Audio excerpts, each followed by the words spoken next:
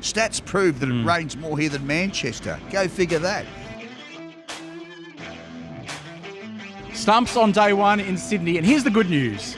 This match is not going to end on day two. In fact, it probably went on day three either, and we're hoping it'll stretch into day four or even whisper it quietly, Crash, day five. That's because in an unforeseen and almost unimaginable turn of events, Craddock, it has been raining at the Sydney Test.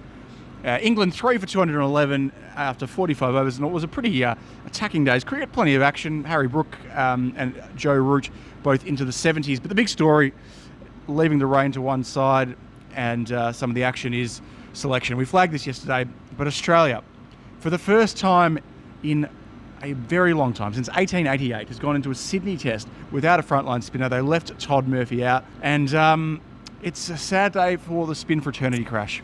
Sad and very significant, Dan. I mean, like, on a 50-50 call, wouldn't you give a kid a break? Murphy, we're trying to look forward. We've got an Indian tour in a couple of years, and you choose two of the same guys doing the same thing, big, tall, right arm, medium, fast bowlers. I mean, I just don't get it. Attack of the Clones, that's what it felt like. The Star Wars movie came to Sydney today with all these right arm, fast, medium bowlers. Like, it's just, you need spin variety. I know Nathan Lyon struggles on this deck, but the scenario's bigger than that, isn't it? It's about the future. It's about giving a kid a chance in a dead test. For sure, Crash. And I think this is such a rare opportunity, or it has been. It's been such a long time since it still remains. Michael Beer, here 15 years ago when Usman Khawaja's first test, this is his last, he still remains the most recent non-person other than Nathan Lyon, to be Australia's sole specialist spinner in a test on Australian soil. That says how rare this opportunity was for the Aussies. They've walked past it. I get it to a degree because Seam has got them to a very good position in this series around shield wickets, around the country generally, tests in recent years, even here at the start of last year against India. Seam is playing more and more of a role, but I do think they might have just overthought it. And with England getting away and the prospect of getting further away, but again, it's sort of, even leaving the short term out of it, you just got to take a long-term view. As you said, in a 50-50 call, surely you just play them. Do you think that sort of the grassy knoll theory, funny because the pitch was a bit grassy, the grassy knoll theory is that Steve Smith might have his fingerprints over this, given he is the captain.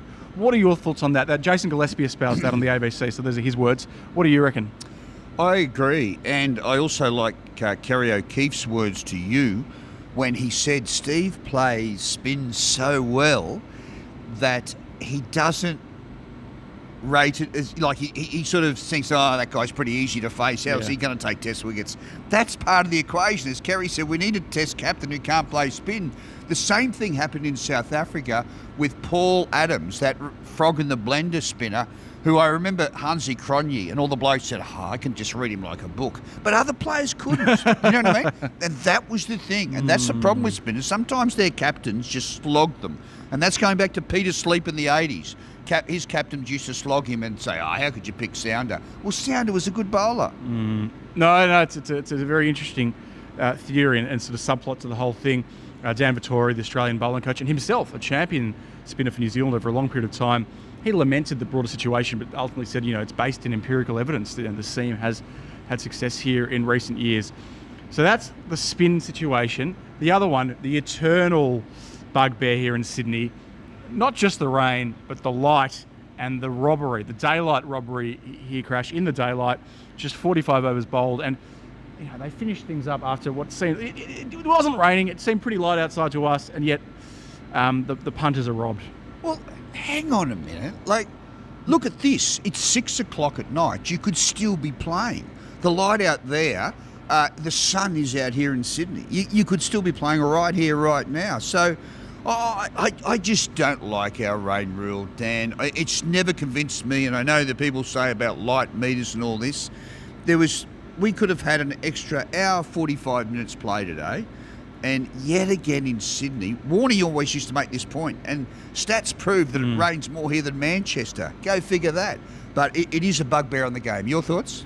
Yeah, I tend to agree. I mean, there's an irony because Todd Greenberg, when he came in, the CEO of Cricket Australia, he came in and said that this was one of the things in cricket that really got up his goat, so to speak. He really wanted to address cricket's arcane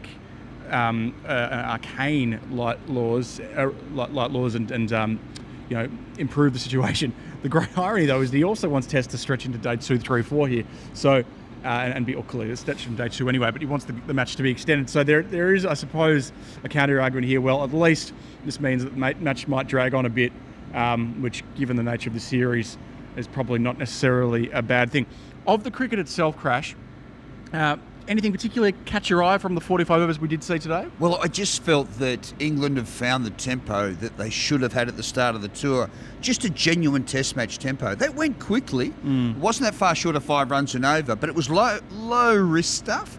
And sure, they lost a few early wickets. Duckett had his normal waft and got out.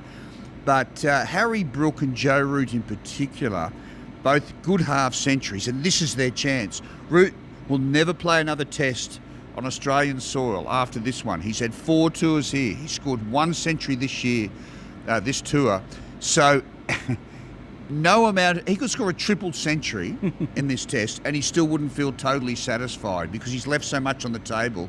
But if they win this test and he scores a lot of runs, well, there's that element of some sort of compensation. I was looking through the list of England run scorers in Australia, and he's getting up there. I mean, he's right up there, really, just because plugged into the fact that he's played that much Test cricket, and he's still averaging 37 in Australia. It's not dreadful, but obviously, given the great of the game that he's been. Harry Brook's an interesting one in terms of, he went for the shots, the short ball, he took it on, he survived, chanced his arm. I think Australia don't mind him doing so, but obviously it's high risk, high reward sort of stuff. He's the most watchable batsman in the world for mine at the moment. I just think he's a really...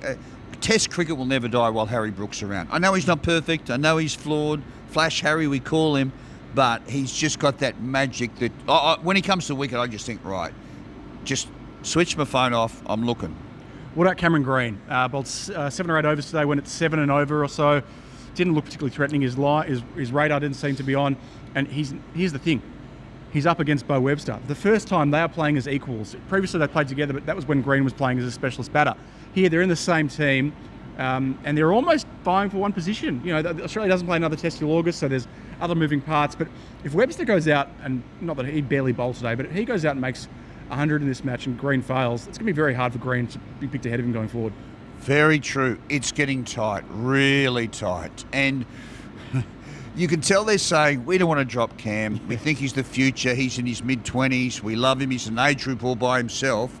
But to squeeze out a spinner to play Webster and bat Webster at number 8, if you don't mind, that is putting direct pressure on Green, and it could tell. Well, they would have had another bloke in that age group if they'd played Todd Murphy because he's 25.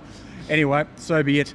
Look, hopefully we get some more cricket tomorrow. I think we will. The forecast is looking better, but you never know. It's a Sydney test, so the covers will probably be on at some stage. But we'll be here and bring it to you.